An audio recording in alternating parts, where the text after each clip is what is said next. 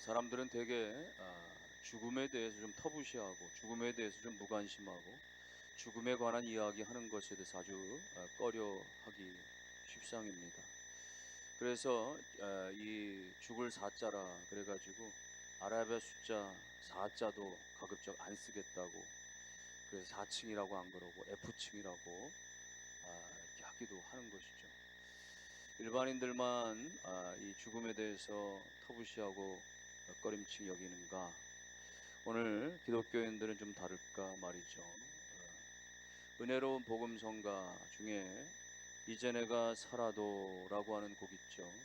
이제 내가 살아도 주 위에 살고, 여기까지는 은혜로운데 그 다음에 이제 내가 죽어도 그래야 되는데 이제 내가 그러므로 나는 사나 사나 사나 날 위해 피 흘리신 내 주님의 것이요, 내가 나를 위해서 죽으신 주님의 그 피 흘리신 주님의 은혜다, 이렇게 하면서도 이 죽는다 라고 하는 표현, 우리 교회는 아무도 안 그러는데 다른 어떤 교회가 그런다라고 누가 이야기를 하더라고요. 여러분, 찬송의 고백인데도 불구하고 죽음, 천국, 내세 이런 말이죠. 이런 부분에서 본능적으로 우리가 꺼려 한다면 그건 정말 큰 왜곡이 되지 않겠습니까? 왜요? 우린 다 죽음을 마주한 인생인데, 죽음은 다 필연적이고 그것도 아주 가까이 성큼성큼 내게 다가오는 정말 필연적인 현실인데, 그 죽음에 대해서 우리가 생각하지 않는다면, 그 죽음에 대해서 우리가 아무런 고민도 안 한다면 그거야말로 무책임하고 어리석은 일이 어디 있겠습니까? 마치 그런 사냥꾼의 그 총을 피해서 말이죠, 달아나던 꿩이 막 달아나다가 숲을 발견하고 해서 얼굴을 파묻고 이제 난 살았다, 꽁지는 다 보이는데 말이죠, 이제 난 살았다 라고 생각하는 것처럼, 오늘 우리가 죽음에 대해서 임박한 죽음을 깨닫지 못하고 살아간다고 한다면 그것은 안심된 것이 아니라 오히려 한심된 모습이라고 말할 수 있는 것이죠. 그러므로 우리는 인생을 진지하고 지혜롭게 살아가기 위해서 더욱 죽음에 대해서 인식도 하고 또 고민도 해야 되고 그러는 것이죠. 오늘 시편 39편의 말씀은 특별히 다윗에게서 임종시와도 같은 모습입니다. 그의 말년의 마지막, 특별히 이 병을 앞에 두고 말이죠, 병을 앓으면서 여기 마지막 절에 보면 주여 나의 건강을 회복시키소서, 다윗의 주님 내 건강을 좀 회복시켜 주세요 라고 기도하는 걸 보니까 어쩌면 그는 말년에 병을 앓고 있었던 것이죠. 그래서 지금 다윗이 한 인생을 살고서 그 회고하면서 하나님 앞에 인생이 얼마나 하잘 것 없는 것인가를 절감하면서 고백하는 시가 되는 겁니다. 사실 다윗은 정말 파란만장한 인생을 살았잖아요. 어린 시절 그렇게 이름 없는 가문의 집에서 그렇게 목동의 세월로 말이죠, 주야를 들판에 살면서 그렇게 정말 어려운 시간들을 보냈고, 그러다 어느 날 사무엘 선지자를 통해서 기름 부음을 받게 됩니다.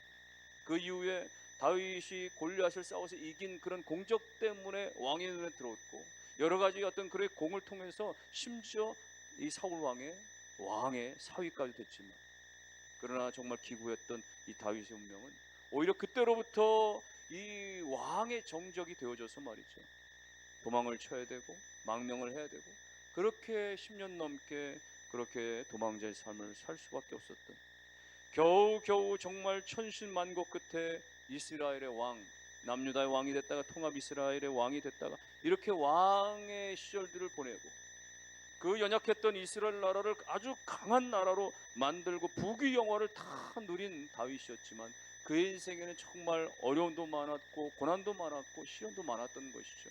그래서 다윗이 정말 한평생을 살면서 이제는 나이가 많고 늙고 병들어서 죽음을 앞에 두고 있을 때에 너무나 인생이 덧없는 것입니다. 그렇게 모든 인생 고난 가운데 다 극복해내고 이스라엘 나라를 부국 강병한 나라로 만들었지만은 지금 마지막 자기의 질병 하나조차를 자기가 다스리지 못하고 그 질병 앞에 죽음 앞에 무능력하고 초라한 자신을 바라보는 거죠. 그러나 그것이 인생의 진실이라고 하는 사실을 다윗이 깨닫게 되는 것입니다. 오늘 다윗이 깨달은 인생의 본질은 한마디로 말하면 무상이라는 거예요. 인생은 정말 무익하고 덧없는 것이다. 5절은 이렇게 기록을 합니다. 주께서 나의 날을 한 뼘 길이만큼 되게 하시매 나의 일생이 주 앞에는 없는 것 같사오니 사람은 그가 든든히 서 있는 때에도 진실로 모두가 허사뿐입니다. 내 인생이, 나의 일생이 그냥 한 뼘 정도라. 여러분, 한 뼘은 가장 최소의 단위를 말하는 거예요. 엄지손가락을 빼는 나머지 손가락의 길이 정도를 말하는 것인데 약 한 7.5cm 정도? 그러니까 영원하신 하나님 앞에서는 내 인생이라고 하는 것이 점 하나 콕 찍어 놓을까 말까 할 정도로 없는 것과도 같다 말이죠. 여러분, 우리에게 10분, 1시간 소중한 시간이지만, 그러나 예를 들어서 10년이라고 하는 세월 가운데 10분, 1시간은 얼마나 작은 거겠어요. 우리가 50년을 살고 우리가 100년을 산다고 말하지만 영원하신 하나님 앞에서는 아무것도 아니라는 것이에요. 별거 없다라는 것입니다. 창세기 5장에 보면은 노아 홍수 이전의 시대의 삶에 대해서 이야기하죠.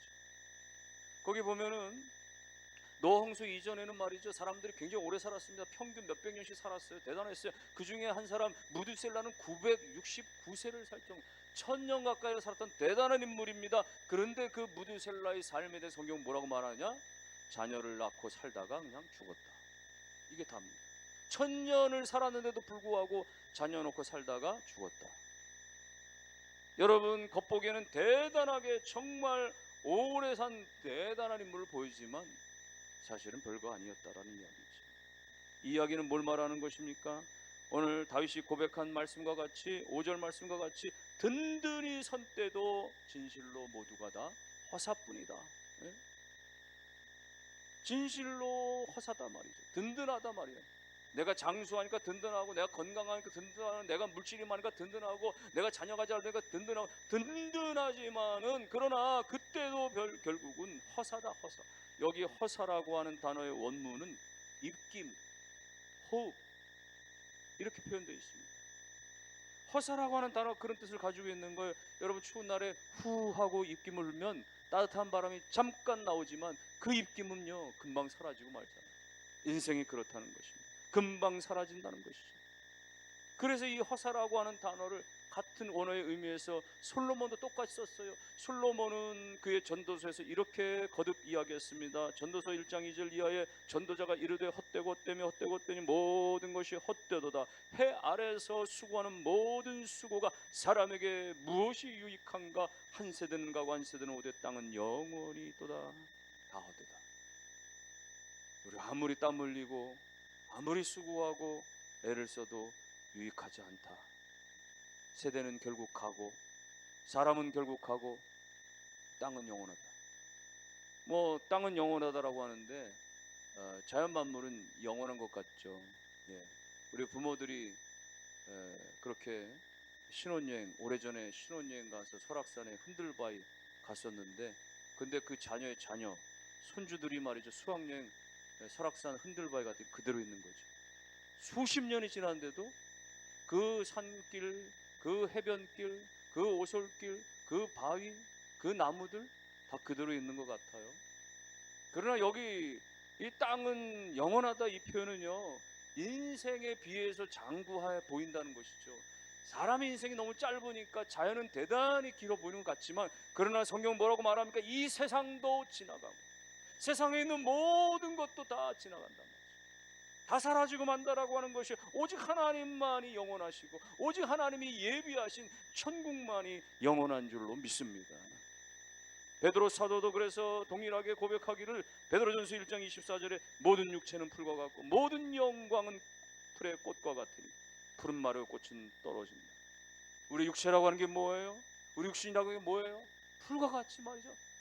그냥 베이면 그냥 한나절에 그냥 말라버리고 마는 것이죠. 풀의 꽃과 같다 말이죠. 핀 당시에는 이뻐 보입니다. 그러나 화무 11홍처럼 말이죠. 예, 붉은 꽃은 열을 못 간다라는 것처럼 말이죠. 어느 꽃도 마찬가지. 영원한 게 어디 있어요? 피었다 그치고 마는 것, 떨어지고 마는 것이죠. 여러분, 그 순간은 피었을 때는 말이죠, 대단한 것 같고 그야말로 모든 시선을 집중받는 것 같고 엄청난 것 같은데, 그런데 시간 지나고 보니까 아무것도 아니다. 합격했을 때는, 당첨됐을 때는, 뭔가 성공했을 때는, 뭔가 이뤘을 때는, 달성됐을 때는 너무 기쁘고 굉장한 줄 알았는데 지나가 보니까 아무것도 아니었던 거지. 이사하다 보면 종종 구석에 처박혀 있었던 그런 물건들 가운데 지난날 과거에 내가 정말 애지중지 여겼던 물건들이 나와요. 근데 보니까 다 녹슬었고 다 먼지가 앉았고, 예? 정말 그 시절에는 말이죠, 정말 내가 아끼고 사랑했던 건데 어느 순간 쳐다도 안 보는 거죠. 예? 구석에 처박혀 있어요. 그러다 또 다시 이사할 때 버리기도 하고 또 다시 싸가기도 하지만 싸가도 여전히 어디에, 예, 장박혀 있어서 나오질 않습니다. 옛날에 받았던 상장도 그래요. 무슨 메달도 그래요. 트로피도 그래요. 여러분 그때는 정말 감격스러운데 정말 박수 받고 막 환호 받았는데, 근데 지금은 완전히 녹슬어 버렸어요. 지금은 다 깨져 버려서 지금 다 구겨져 버렸어요. 나도 그것들을 애지중지 소중히 못 하는데 내 자녀들, 내 후손들이 그거를 잘 챙겨주겠어요? 그렇지 않아요. 어느 순간 버려지고 맙니다. 고물장소에 넘어가고 말아요. 어쩌면 인생의 영화라고 하는 것, 인생이 누리고 있다라고 하는 것, 내가 지금 가지고 있다라고 하는 것이 그와 같다라고 하는 이야기인 거예요. 장례식장에 가보십시오. 묘지에 가보십시오. 화장장에 가보십시오. 인생이 정말 그야말로 무상하고 덧없다는 사실을 절실히 느끼게 됩니다. 언젠가는 그 한 성도가 위급하다는 소식을 듣고 말이죠, 지병을 앓다가, 그래서 급히 병원에 갔어요. 예? 의식이 있는 듯 없는 듯 마지막 임종 예배를 드리고 기도를 마치고 안수하고 나니까 그대로, 하늘나라 가신 거예요. 직원들이 달려와 가지고 hin천을 돕고 그리고 바로 영안실로 이렇게 옮겨가는 거예요. 돌아가신 분도 천국에 대한 소망이 확실하고 또 그 모습을 바라보는 저도 천국에 대한 소망이 있지만은, 그러나 한순간 이 생명과 이 죽음을 달리하는 이 모습 속에서 말이죠, 인간적으로 너무나 애석하고 그야말로 안타까움을 금할 길이 없는 거죠. 그런데 또 병원 아래층에서는 응급실 환자가 말이죠, 지금 죽어나가는 사람이 실려 들어오고 있어요. 어떤 사람은 그렇게 살아있다가 죽어나가기도 하고, 어떤 사람은 살아있으나 그러나 죽어가는 신세로 들어오기도 하고 말이죠. 화장장에 가면 말이죠, 수없이 곳곳에서, 지역 곳곳에서 말이죠, 그렇게 연구차가 줄줄이 이어오는데, 여러분 연구차에 있는 말이죠, 그 앞선 사람들이 들고 있는 말이죠, 영정사진을 보면 뭐 다 노인들만 있습니까? 그렇지 않아요. 남녀노소 가릴 것이 없습니다. 누구든지 예외가 없는 것이, 이것이 부인할 수 없는 인생의 본질인 것입니다. 그러니까 지금 내가 젊기 때문에, 지금 내가 건강하기 때문에, 지금 내가 뭔가 가지고 있기 때문에 우리가 떵떵거리며 큰 소리 칠 게 아닙니다. 오직 인생의 본질을 깨달아야, 덧없는 인생, 무상한 인생을 깨달아야 오늘 우리가 지혜롭게 진지하게 인생을 살아갈 수 있는 것, 인생의 참된 가치가 무엇인지를 알아야 의미 있게 살아가는 그런 결단이 있을 수 있는 것. 오늘 여러분 가운데 인생의 가치 없음에 대해서 확실히 깨닫고 가치 있는 것을 추구하는 믿음의 결단들이 있으시기를 주의 이름으로 축원합니다. 오늘 우리가 의미 있는 가치 있는 인생 어떻게 살 수 있어요? 그것은 나그네 인생임을 의식하고 살아가는 것. 우리 인생은 이 땅이 영원하다는 것이 아니라는 사실을 깨닫는 것 말이죠. 우리의 소망은 오직 하나님께 있다는 사실을 깨닫고 이 땅을 사는 동안에 하나님의 뜻을 이루기 위해서 최선을 다하여 살아가는 것, 그것만이 오늘 우리 가운데 이 덧없는 인생을 의미 있게 가치 있게 살아가는 유일한 길이 되어지는 거예요. 다윗은 그 사실을 너무나 잘 알았습니다. 그래서 지나온 인생을 회고하면서도 다윗은 한편으로 남은 인생을 그렇게 뒤돌아보면서 하나님 앞에 기도하는 거죠.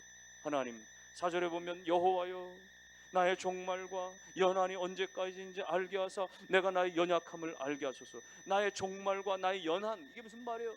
나의 남은 날들, 나의 마지막 끝이 언제인지를 내가 깨닫고 살게 해주세요. 내가 얼마나 인생이 연약한지를 알고 살아가게 해주세요. 그겁니다.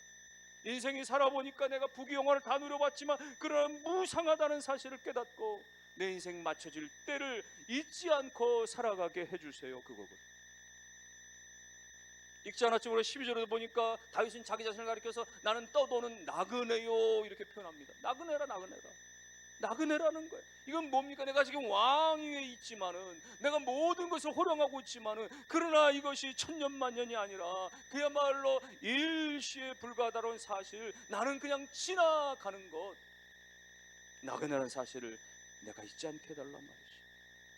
사랑하는 성도 여러분들이요, 지혜로운 삶은 나의 남은 날을 기억하고 깨닫고 계산하며 계수하며 사는 인생임을 믿으시기를 바랍니다. 그것이 지혜로운 인생인 거예요.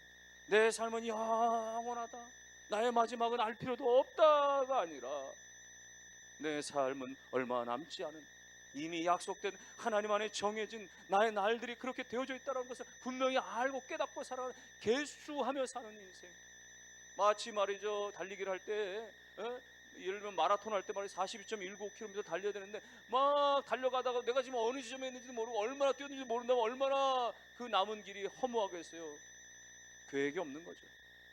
달리면서도 지금 10km 달렸고, 또 이제 20km 남았고, 이제 반이 남았고, 이제는 종반부 있고, 내가 서 있는 지점을 분명히 알아야 남은 시간들을 계산하고 거리를 계산하고 작전도 세우고 그렇게 바르게 달려갈 수가 있는 것처럼 말이죠, 오늘 우리가 남은 인생을 계수하며 산다라고 하는 것은, 오늘 우리 인생을 카운트다운하면서 말이죠, 내 인생이 그렇게 남았다, 영원하지 않고 지금 어느 정도 남았다라고 하는 것을 기억하면서 하나님 앞에서 믿음으로 살아가는 것이죠.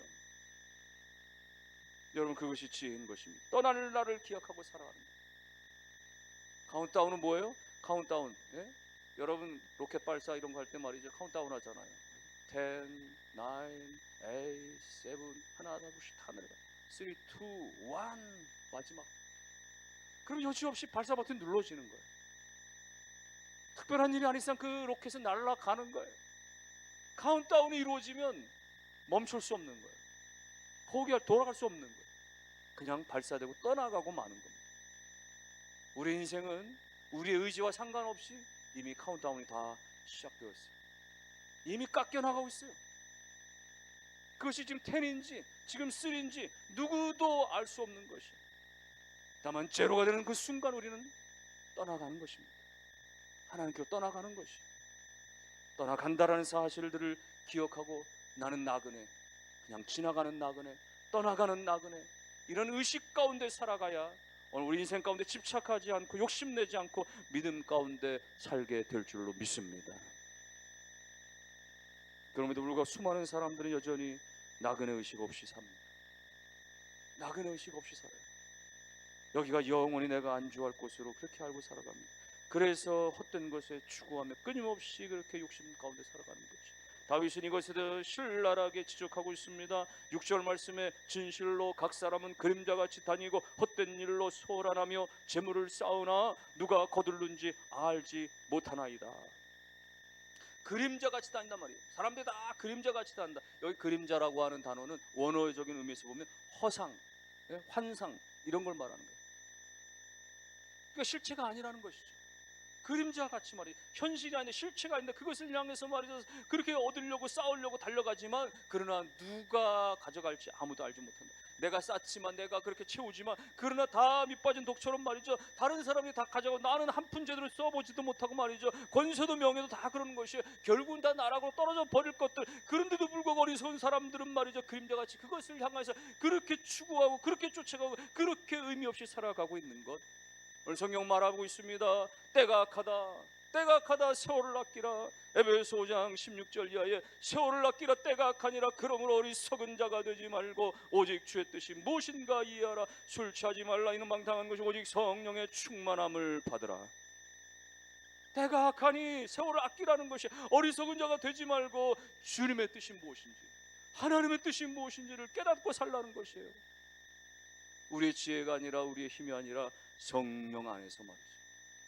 세상 술에 취하지 살지 말고 성령 안에 깨닫고 살아가는 것. 세월을 아끼며 살아가는 것. 최선을 다하며 살아가는 것.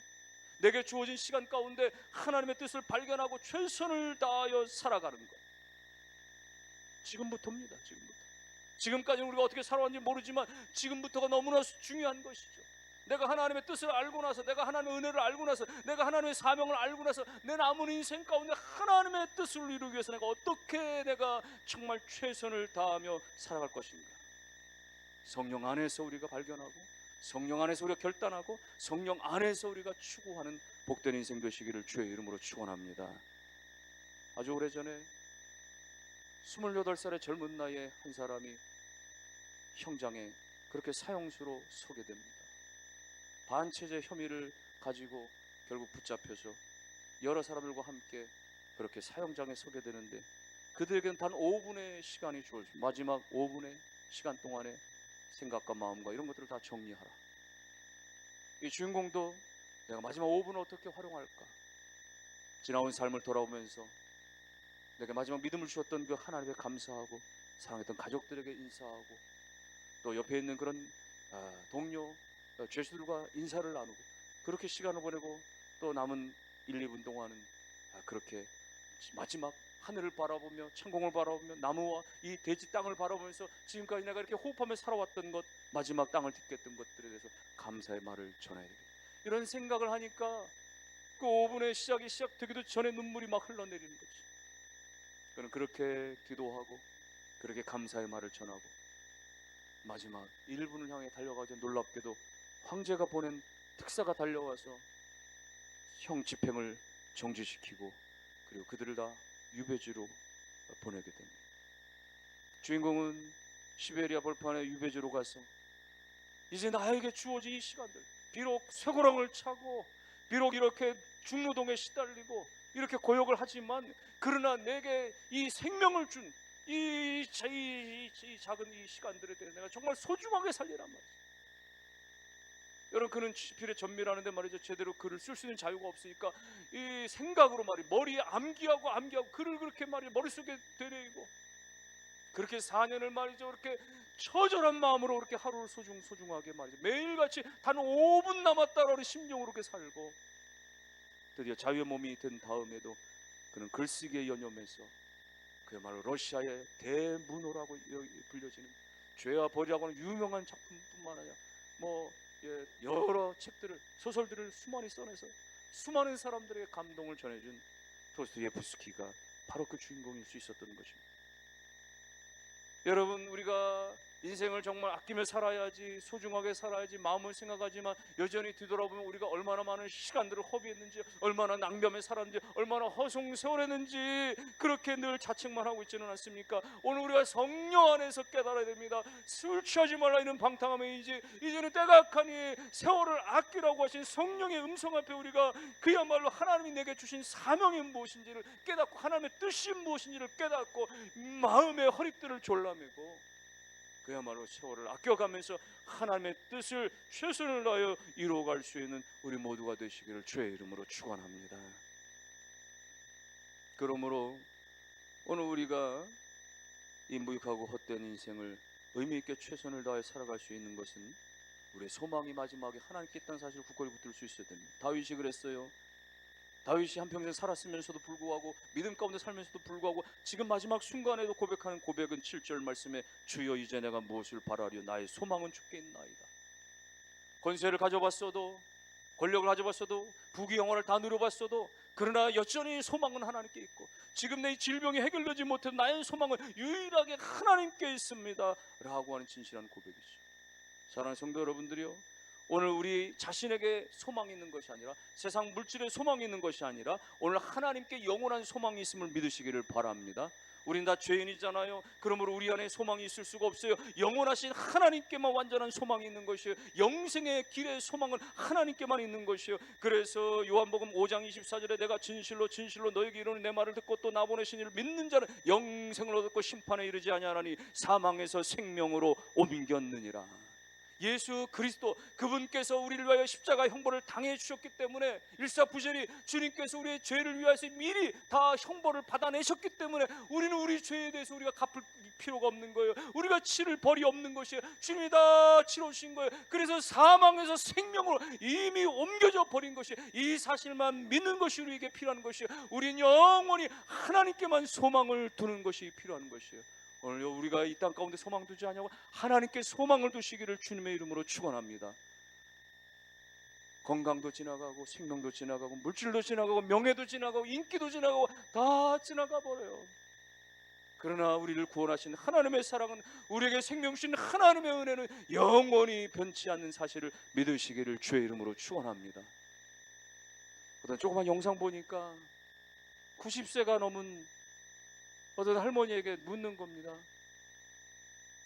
당신 사는 집 주소를 아시겠습니까? 치매 걸리셨어요. 몰라. 당신 자녀들의 이름을, 그 소중한 자녀들의 이름을 알나요? 몰라. 오늘 아침에 드셨던 식사 메뉴가 뭔지 알아? 글쎄, 맛있는 거? 하나도 기억을 못해요. 그분에 물었습니다. 예수가 누구예요? 아, 그분은 나를 죄에서 건져주신 유일하신 하나님이시오. 그분은 나를 천국으로 데려가실 분이야. 나는 그분을 사랑해. 여러분, 90이 넘어서 치매를 앓고 있는 분이 다 잃어버린 사랑하는 자녀들 이름들까지도 잃어버렸는데 예수가 누구냐고 묻는 질문 앞에 말이죠, 그분은 나의 죄를 사유신 유일하신 분이야. 그분은 나를 천국으로 데려가실 분이야. 나는 그분을 영원히 사랑해 라고 고백을 하고 있는 거예요.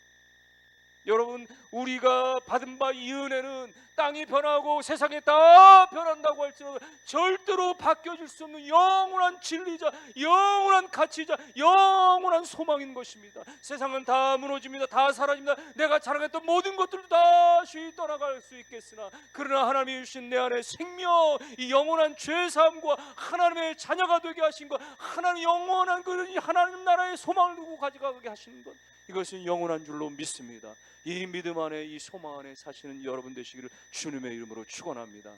그래서 이 땅은 나그네 의식을 가지고 하나님이 나를 이 땅에 보내신 것, 나를 이 땅에 보내신 것, 나를 이 땅에 살게 하신 것, 그것은 전적인 하나님의 은혜이고, 이 땅은 영원하지 아니하며 이 땅에서 하나님이 주신 사명만이, 하나님에게 맡기신 그 뜻만이 영원하고, 그래서 하나님께 온전히 소망을 두고 그 사명을 이룩할 때만, 가치 있는 인생, 그 하나님이 기뻐하신 일들을 감당할 때만, 하나님의 영광을 드러낼 때만 내 인생이 정말 가치가 있다라고, 내 이 짧은 인생이 정말 하나님의 유익하게 의미 있게 살아간다는 사실을 깨닫고, 덧없는 이 무익한 인생 가운데에서 오직 하나님의 영광을 위해서 먹든지 마시든지 무엇이든지 하나님의 영광을 위해 살아갈 수 있는 하나님의 천국된 백성들, 자녀들 다 되실 수 있기를 주님의 이름으로 축원합니다.